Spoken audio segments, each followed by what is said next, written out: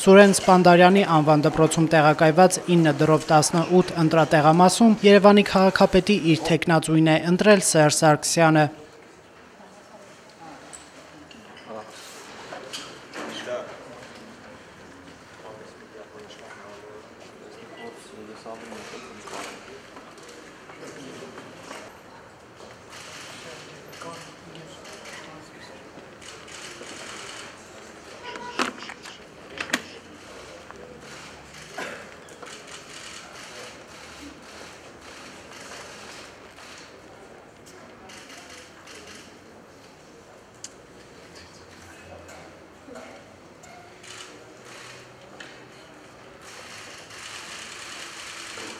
Քվեարկությունից հետո Սերժ Սարգսյանը մոտեցել է նաև լրագրողներին, սակայն զրույցը շատ կարճ է տևել։ Երևանում ինչ կփոխվի, եթե Տարոն Մարգարյանը վերընտրվի քաղաքապետի պաշտոնում։ Երևանը կդառնա ավելի լավ։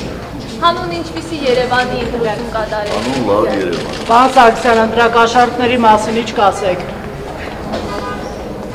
Երևանի 4 դրով 59 ընտրատեղամասում ընտրություն է կատարել նաև վարչապետ Կարեն Կարապետյանը։ Նա ասել է, որ իր համար քաղաքապետի լավագույն թեկնածուն Տարոն Մարգարյանն է։ Վարչապետը խոսել է նաև այն մասին, թե ինչու ընտրակաշառքը չի վերանում։ Տարի մեր ընտրությունները իմ կարծիքով ավելի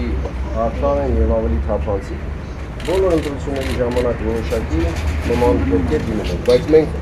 վստահ ենք, որ դա ընտրակաշառք է։ Իրավապահ մարմինները դրանով զբաղվում են։ Մենք մի նյութով, մի թղթով, միանգամից եզրակացություն ենք անում։ Մենք ուզում ենք, չէ՞ օրենքի երկիր դառնանք։ Եկեք սպասենք, տեսնենք իրավապահները ինչ կասեն։ Պարոն Մարգարյան, ձեր բարեփոխումներում հետագայում ամեն դեպքում հաշվարկները, որ խոսակցությունները այդ մասին չեն դադարում, ընտրություններին ընտրակարգին կհասնեն